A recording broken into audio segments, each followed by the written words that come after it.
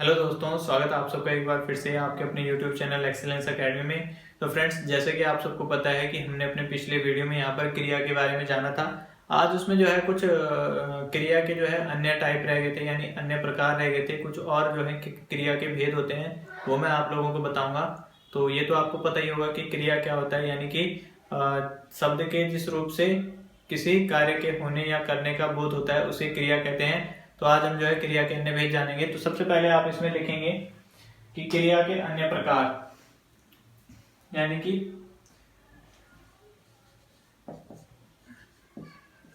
क्रिया के अन्य भेद क्या होते हैं, ये आप यहाँ पर जो है लिखना है इसको। तो इसके जो है अन्य भेद यानी मेनली यहाँ पर क्या होते हैं, 5-6 टाइप के होते हैं। सबसे पहले जो आता है वो आता है आपका, इसमें आता है सहायक क्रिया। सहायक क्रिया। दूसरा इसमें जो टाइप आता है ये आता है इसका, यानी ये नंबर 1 हो गया, ये नंबर 2। दूसरा आता है पूर्वकालिक क्रिया।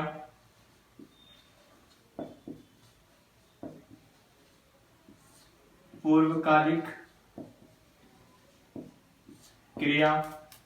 तीसरा इसमें आता है, ये टाइप होता है आपका नामबोधक क्रिया।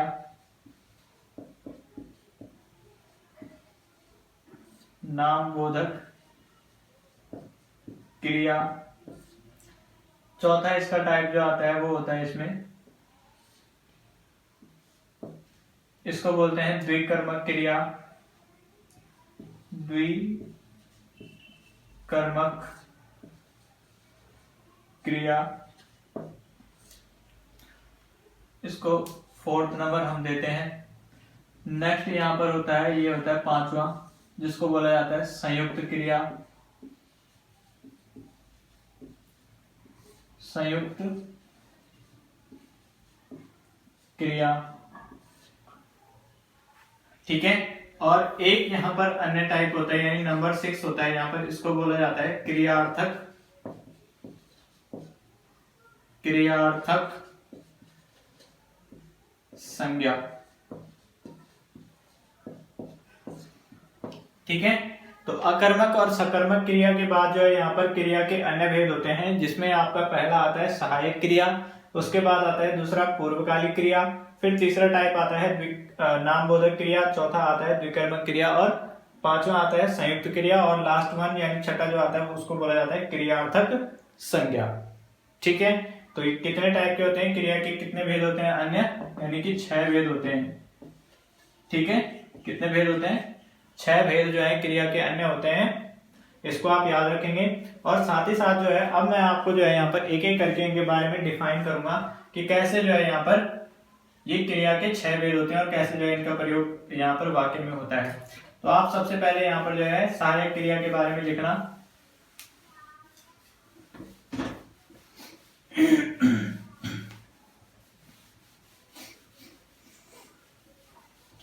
यानी कि सहायक क्रिया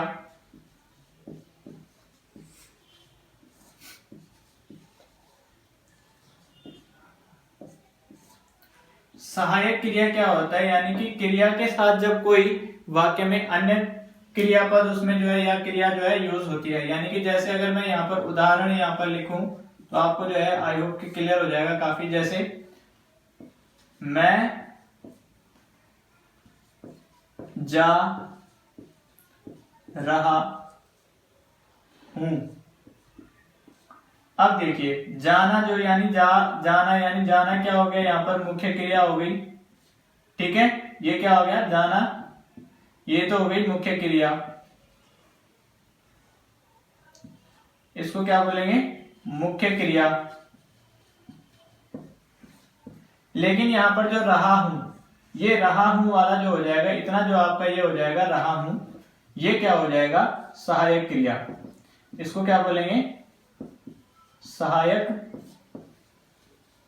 क्रिया, ठीक है। तो मुख्य क्रिया के साथ जो है क्या हो, अगर उस वाक्य में एक अन्य क्रिया हो, ठीक है, तो उसी को क्या बोला जाता है, सहायक क्रिया बोला जाता है। जैसे आप एक और यहाँ पर उदाहरण ले सकते हैं, वे आ रहे थे, ठीक है, आ रहे थे। तो आना यहां पर क्या हो जाएगा, आना क्या हो जाता है, मुख्य क्रिया हो जाएगी, आना क्या हो जाएगा, मुख्य क्रिया हो जाएगी, और रहे थे ये क्या हो जाएगी यहां पर सहायक क्रिया।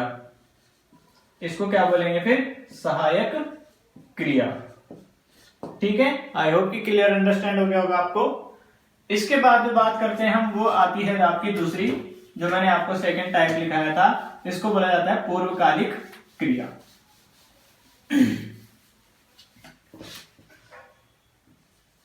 सेकंड टाइप पूर्वकालिक क्रिया। पूर्वकालिक क्रिया में क्या होता है, जब एक क्रिया को पूरा करके दूसरी क्रिया को भी संपन्न कर लिया जाए तो उसको क्या बोला जाता है, पूर्वकालिक। यानी पहली क्रिया को क्या बोला जाता है, फिर पूर्वकालिक क्रिया बोला जाता है। कैसे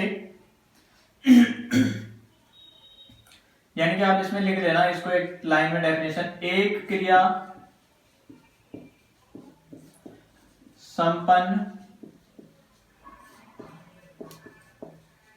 होने के बाद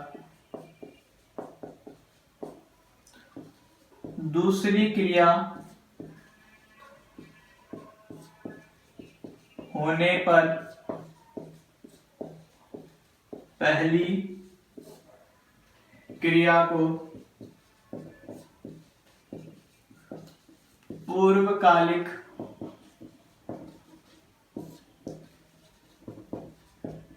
क्रिया कहा जाता है।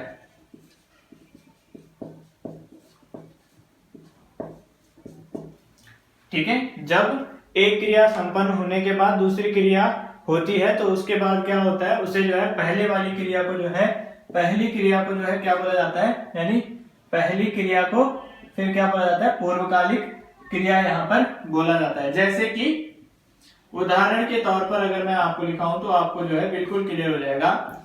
राम ने खाना खाया और सो गया। ठीक है, क्या करा राम ने, पहली क्रिया। अब देखिए खाया यानी खाना क्या है, यहां पर जो इसने खाना खाया है, खाना क्या है, एक क्रिया है, खाना क्या हो जाएगी यहां पर, इसको बोलेंगे पूर्वकालिक क्रिया।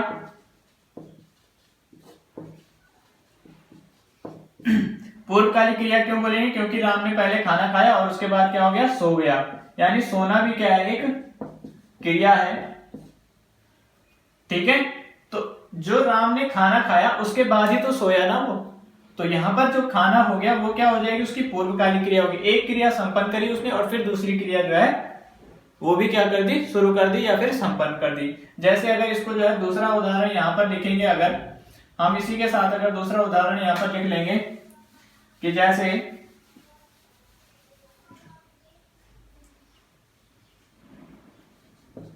मोहन ने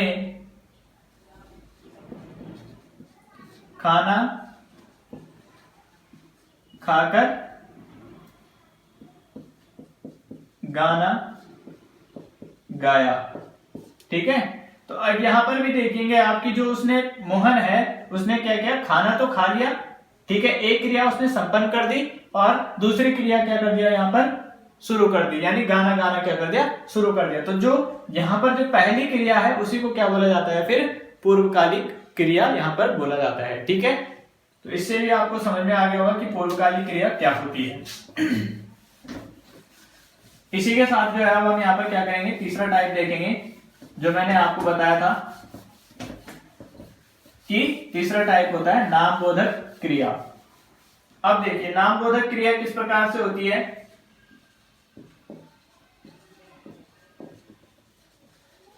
नामबोधक क्रिया, ये नामबोधक क्रिया क्या होती है, यानी कि अगर कोई नाम के साथ जो है क्रिया जुड़ी हुई होती है, यानी किसी नाम के साथ जो है कोई क्रिया जुड़ी हुई है तो उसको क्या बोला जाता है, यहाँ पर नाम बोधक क्रिया बोला जाता है। जैसे उदाहरण, लाठी मारना, ठीक है, लाठी मारना। तो लाठी क्या हो गया, यहां पर एक क्या हो गया, नाम है। आप जानते हैं कि लाठी क्या होता है, एक नाम होता है, और मारना क्या है, एक क्रिया है। ठीक है, अब क्या कर रहा है, कोई किसी को लाठी मार रहा है, तो लाठी मारना जो है ये क्या हो जाएगा, यहां पर ये एक नाम बोधक क्रिया हो जाएगा। इसी प्रकार से जो है कोई अन्य शब्द भी आ सकता है। ठीक है, क्या हो सकता है, अन्य शब्द भी आ सकता है। तो इसी को क्या बोला जाता है, इस प्रकार के जो क्रिया शब्द होते हैं उनको क्या बोला जाता है, नाम बोधक क्रिया यहां पर बोला जाता है। अब आता है आपका नंबर 4, चौथा जो टाइप आता है वो आता है द्विकर्मक क्रिया। द्विकर्मक क्रिया यानी जिस क्रिया में क्या होते हैं, दो कर्म होते हैं, उसी को क्या कहते हैं, द्विकर्मक क्रिया कहते हैं। यानी जिस वाक्य में दो कर्म होते हैं उसे द्विकर्मक क्रिया कहते हैं।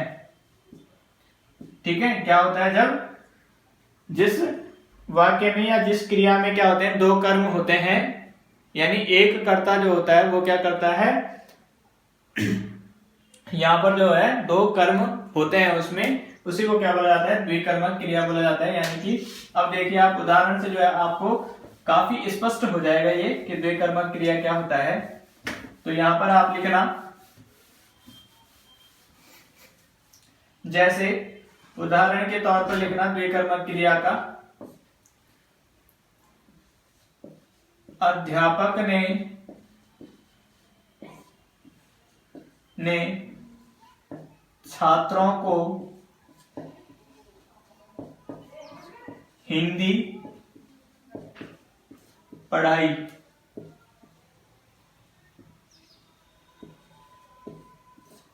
ठीक है, अध्यापक ने छात्रों को हिंदी पढ़ाई। तो यहां पर आप देखेंगे कि यहां पर दो कर्म बन रहे हैं। एक तो बन रहा है, क्या बन रहा है, यानी अध्यापक कौन हो गया, कर्ता हो गया, वही क्या कर रहा है, यहाँ पर उसके दो कर्म उसके द्वारा संपन्न हो रहे हैं। जैसे एक छात्र, एक कर्म हो गया, यानी कि फर्स्ट कर्म क्या हो गया, यहाँ पर छात्र हो गया, और दूसरा कर्म वो क्या कर रहे हैं, यानी छात्रों को पढ़ाया, किसको है, छात्रों को। एक तो कर्म ये हो गया, दूसरा कर्म आपका आगे यहाँ पर हिंदी, यानी सेकंड कर्म जो होगा यहाँ पर वो क्या होगा कि उनको क्या पढ़ाया, उन्होंने हिंदी पढ़ाई है। ठीक है, तो यहाँ पर अध्यापक ने छात्रों को हिंदी पढ़ाई। ठीक है, तो ये क्या हो जाएगा आपका, इसका किसका उदाहरण हो जाएगा, ये द्विकर्मक क्रिया का उदाहरण हो जाएगा। यानी कि वो वाक्य जिसमें क्या हो, दो कर्म हो, ठीक है, उसी को क्या बोला जाता है, द्विकर्मक क्रिया यहाँ पर बोला जाता है। ठीक है, क्या हो, जिसमें दो कर्म हो, क्रिया तो एक ही है, यानी क्रिया तो यहाँ पर क्या है, एक है, पढ़ाना, लेकिन कर्म क्या हो रहे हैं, दो आ रहे हैं, यानी एक तो छात्र हो गया और एक क्या हो गया, हिंदी। तो इसी प्रकार से ये जो उदाहरण होते हैं ये क्या होते हैं, द्विकर्मक क्रिया के उदाहरण होते हैं। आई होप कि आप लोगों को अंडरस्टैंड यानी समझ में आ गया होगा।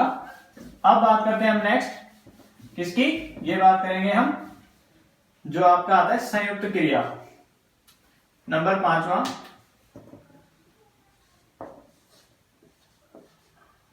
संयुक्त क्रिया। यानी जहां पर क्या हो, दो क्रिया एक साथ प्रयोग हुई हो, दो क्रिया का प्रयोग वाक्य में एक साथ हुआ हो तो उसे संयुक्त क्रिया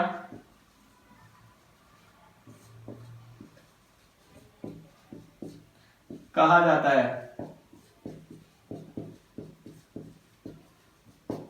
ठीक है। जहां पर क्या हो, वाक्य में दो क्रिया एक साथ प्रयोग हुई हो, उसको क्या बोला जाता है, संयुक्त क्रिया जो है यहां पर बोला जाता है। जैसे कि उदाहरण जो है संयुक्त क्रिया के वो कौन कौन से होते हैं, आना जाना, आना जाना। अब देखिए यहां पर आना तो एक क्रिया है और जाना क्या है, दूसरी क्रिया है। ठीक है, क्या बोला जाता है, आना जो है एक क्रिया, जाना क्या है, दूसरी क्रिया है, यानी दोनों अलग अलग क्रियाएं हैं। लेकिन क्या होता है, वाक्य में जो है एक साथ प्रयोग हो जाती है। जैसे आप बोलते हैं किसी को कि कृपया आते जाते रहिएगा, बोला जाता है ना। इसमें क्या बोला जाता है कि कृपया आते जाते रहिएगा। तो यहां पर आप क्या कर रहे हैं, वाक्य में जो है एक साथ इनका प्रयोग कर रहे हैं, यानी आते जाते दो अलग अलग क्रियाएं और इनका प्रयोग आप क्या कर रहे हैं, एक साथ वाक्य में कर रहे हैं। तो इसको ही क्या बोला जाता है, संयुक्त क्रिया यहां पर बोला जाता है। ये क्या हो गया आपका, आते जाते जो है ये क्या हो गया, संयुक्त क्रिया का उदाहरण हो गया। यानी जैसे आप बोलते हैं खाना पीना,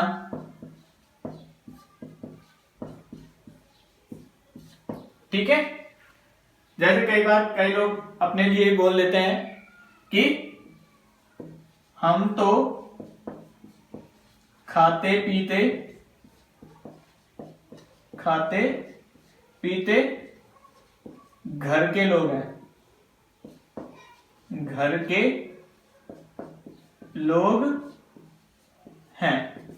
तो इस प्रकार से जब क्या करते हैं, आप दो क्रियाओं को एक साथ किसी वाक्य में प्रयोग करते हैं, यानी दो अलग अलग भिन्न क्रियाएं जो है एक साथ वाक्य में प्रयोग होती हैं, तो उसी को क्या बोला जाता है, यहाँ पर संयुक्त क्रिया बोला जाता है। ठीक है, आप लोगों को समझ में आ गया होगा कि संयुक्त क्रिया किसे बोला जाता है, जब क्या होता है दो भिन्न क्रियाएं या अलग अलग क्रियाएं क्या होती है, वाक्य में एक साथ प्रयोग होती हैं, तो उन्हें क्या बोला जाता है, यहाँ पर संयुक्त क्रिया बोला जाता है। ठीक है, जैसे आना जाना, खाना पीना, इस प्रकार के जो क्रिया शब्द होते हैं या इस प्रकार की जो क्रियाएं होती है, उनको क्या बोला जाता है, संयुक्त क्रिया बोला जाता है।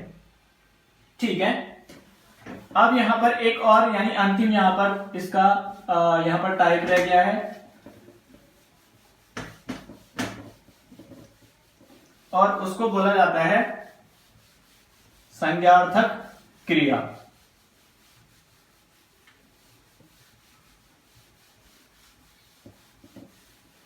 क्या बोला जाता है, संज्ञार्थक क्रिया।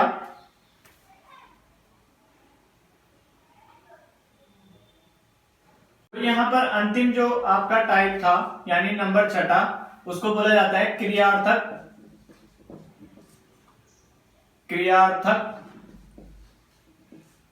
संज्ञा। क्रियार्थक संज्ञा क्या होता है, जब किसी संज्ञा का उपयोग यानी जब किसी क्रिया का प्रयोग, जब किसी क्रिया का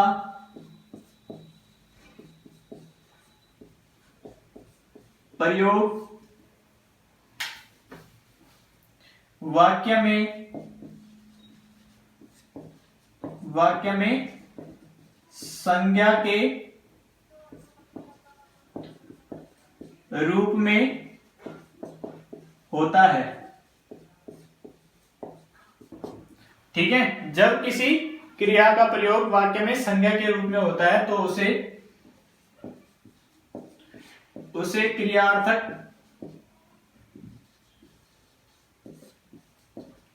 संज्ञा कहा जाता है।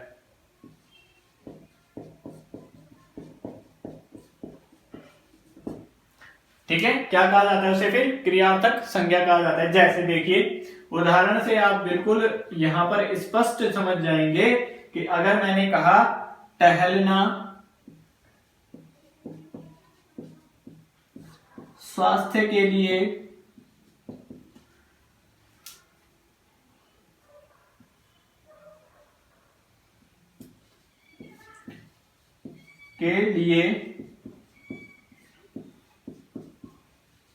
लाभदायक है।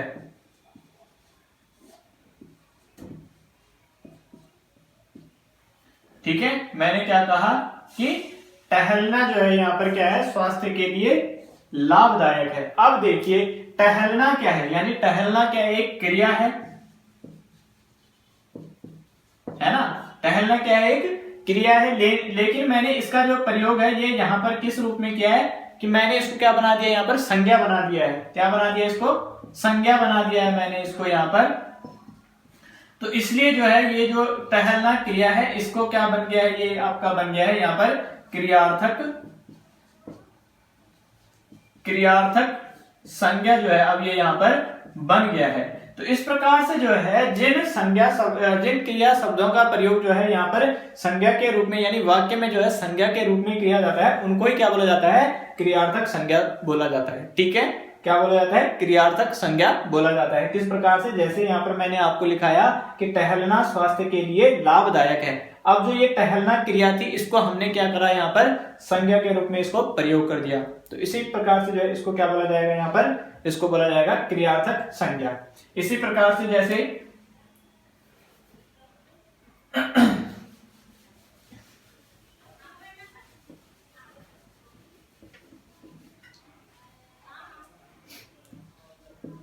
मरना देश के लिए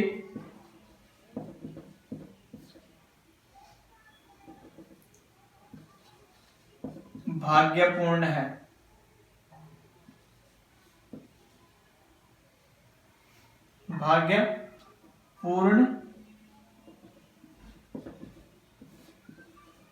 पूर्ण है। ठीक है, मैंने यहां पर क्या कर दिया, जो ये मरना है इस शब्द को मैंने क्या कर दिया, यहाँ पर संज्ञा के रूप में इसका प्रयोग कर दिया। यानी मरना क्या है, एक क्रिया है। ठीक है ना, मरना क्या है, एक क्रिया है, लेकिन मैंने इसका प्रयोग किस प्रकार से किया कि मरना देश के लिए भाग्यपूर्ण है या सौभाग्यपूर्ण है। आप किसी भी तरह से जो है आगे का वाक्य जो है अपने अकॉर्डिंग जो है इसको कन्वर्ट कर सकते हैं। लेकिन यहाँ पर मरना शब्द जो था वो क्या है, एक क्रिया शब्द था और उसका प्रयोग हमने क्या किया, संज्ञा के रूप में किया। इसलिए जो है इसको क्या बोला जाता है, फिर इसी को बोला जाता है क्रियार्थक संज्ञा। ठीक है, इस प्रकार से जो है ये आपके क्रिया के जो है यहाँ पर 6 भेद होते हैं। और यहाँ पर मैंने आपको सब जो आपके टाइप है इनको जो है एक एक करके आपको बता दिया है। आई होप कि आप लोगों को जो है समझ में आ गया होगा। पढ़ते रहिए, अपना ध्यान रखिए। Thank you.